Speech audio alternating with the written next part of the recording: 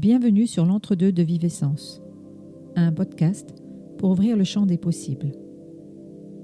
Pour plus d'informations me concernant, vous pouvez vous référer à la description ou en fin d'écoute. Belle écoute. Dans l'épisode d'aujourd'hui, je vais vous partager des messages que j'ai reçus en conscience modifiée ou en conscience expansée, peu importe le nom qu'on lui donne. Généralement, je ne transmets pas forcément ce que je reçois, mais il m'a été demandé de le faire de plus en plus souvent. Ces messages proviennent de notre soi supérieur ou de guide ou de galactique. Ce que vous allez entendre date du 16 janvier 2022. Certaines parties de l'enregistrement seront accélérées pour que ce ne soit pas trop long au niveau de l'enregistrement ou trop indélicat à écouter. Vous trouverez également la retranscription de l'ensemble de la séance sur mon site internet. Je vous demande bien sûr d'utiliser votre discernement, d'être dans le non-jugement et la bienveillance par rapport à ces messages reçus. Certains de ces messages seront d'ailleurs retravaillés ou re-questionnés grâce aux enquêtes des exploratrices. La rencontre ne se fait pas au niveau de la pensée, elle se fait au niveau du cœur. Vous avez appris à vous méfier de tout, à vous éloigner de la confiance. Certes, les événements sur cette planète ne vont pas dans le sens de la confiance. Cela a été mis en place volontairement pour vous éloigner de cela, pour vous séparer de l'autre, pour faire en sorte que vous pouvez avoir confiance en personne. Sauf que vous n'avez pas non plus confiance en vous-même. Vous avez donné votre pouvoir à des êtres qui n'en valent pas la peine, parce qu'ils vous ont destitué de votre propre pouvoir, par ce cycle des réincarnations avec le voile de l'oubli. Ils savaient en faisant cela, qu'en vous faisant revenir et oublier, la reliance allait perdre de son intensité, que cela demanderait beaucoup plus d'efforts. Au-delà de l'effort à ce que cela demande, il y a la notion de fréquence. La fréquence actuelle permet de passer au-delà, de se libérer de tout cela. Beaucoup sont des implants qui ont été mis en place, ou des fréquences répétitives qui rentrent dans le cerveau, qui donnent une vision de la réalité par des sens qui sont faux, qui ont été mis en place pour pouvoir encore mieux vous manipuler. Il est important dans les temps prochains de passer à d'autres sens. Nous en parlons. Et de se détacher de tout cela. Les sens terrestres ramènent régulièrement à la peur. Et l'être est manipulable à volonté grâce à cela. Se placer dans ce centre de neutralité avec cet alignement intérieur permet de te détacher de tout cela. Beaucoup de choses sont fausses. Beaucoup de choses sont fausses. Nous allons te montrer l'effet des émotions. On m'emmène dans un endroit où on me montre l'énergie d'un corps soumis à des réactions émotionnelles extérieures. Ce sont des décharges électriques dans le corps qui abaissent la fréquence.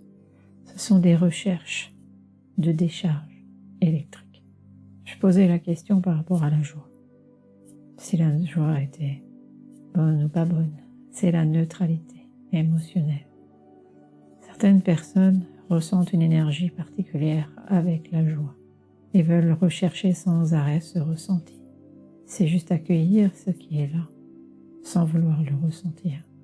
On me parle aussi de ce que peut ressentir au moment d'un accouplement, ce genre de décharges électriques qui font que on peut rechercher cela. Beaucoup de ces émotions sont manipulées. Car en fait, le sentiment de joie est intérieur. On me montre une autre image. Quand il y a cette paix, cette joie intérieure, c'est comme si tout le corps s'illuminait. Comme si tout le corps devenait lumière. Et cela rayonne tout autour. Cela est complètement différent. C'est un état d'être. Ce n'est pas un ressenti ni une émotion du moment. Là est toute la différence. Vous vous y perdez. L'intelligence émotionnelle a été faite pour ça aussi, pour continuer à alimenter un processus. Encore une invention de manipulation. Il est toujours important de prendre du recul, je disais, et de se dire à quoi sert tout cela. Qu'est-ce qui se passe?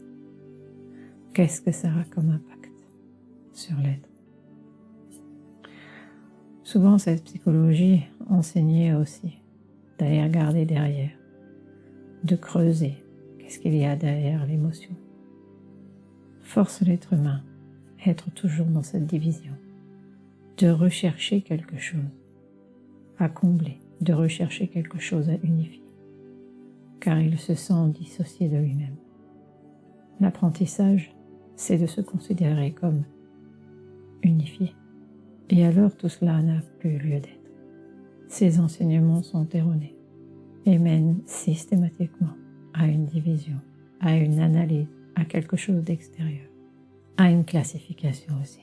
À partir du moment où il y a une classification, il y a division, il y a séparation. Garde cela en mémoire. C'est l'esprit, le mental qui divise, qui classe. Ce n'est pas le cœur. Le cœur unifie. Les sens peuvent apporter la dissonance. Encore une fois, ce que vous voyez n'est pas ce qui est. Ce que vous entendez n'est pas le bruit réel. Ce que vous ressentez est un mélange de fréquences, souvent mélangées les unes aux autres.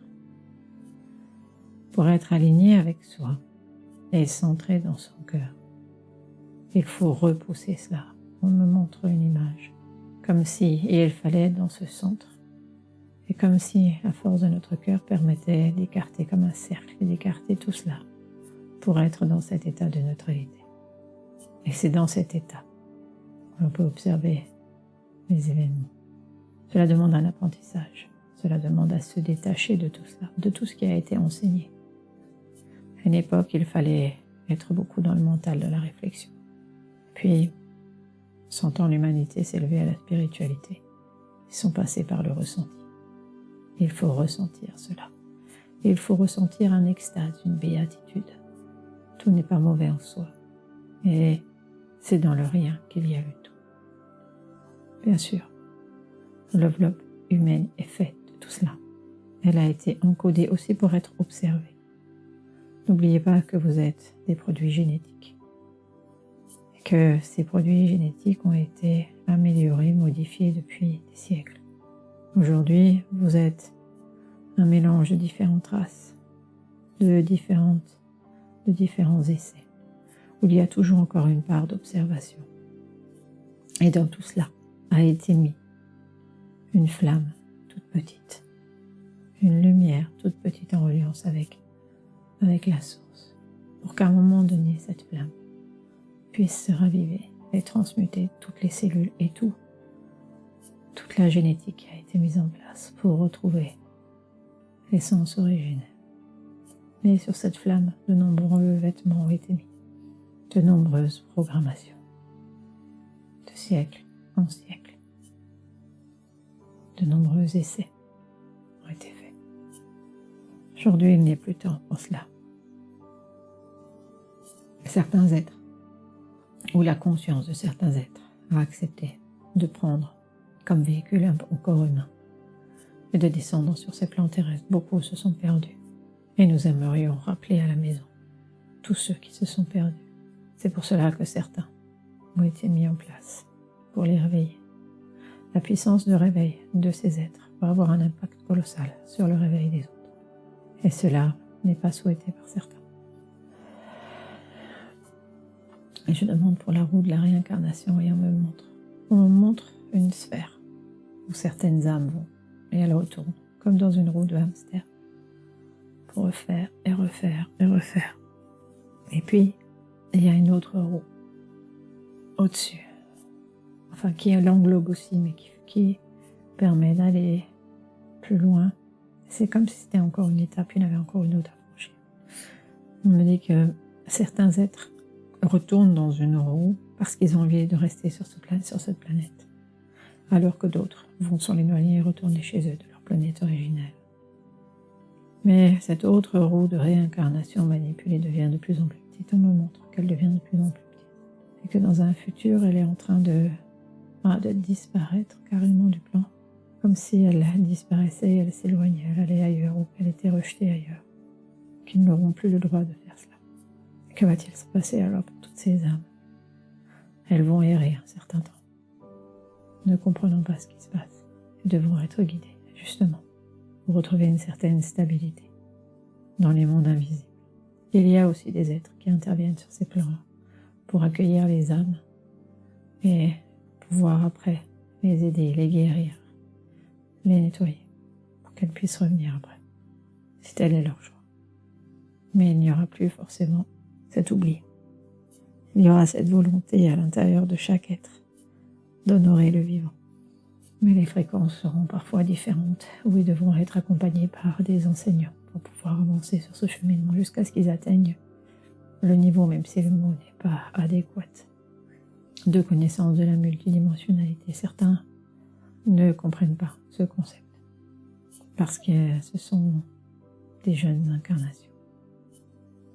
Alors d'où viennent ces âmes? Certaines âmes sont aussi des essais.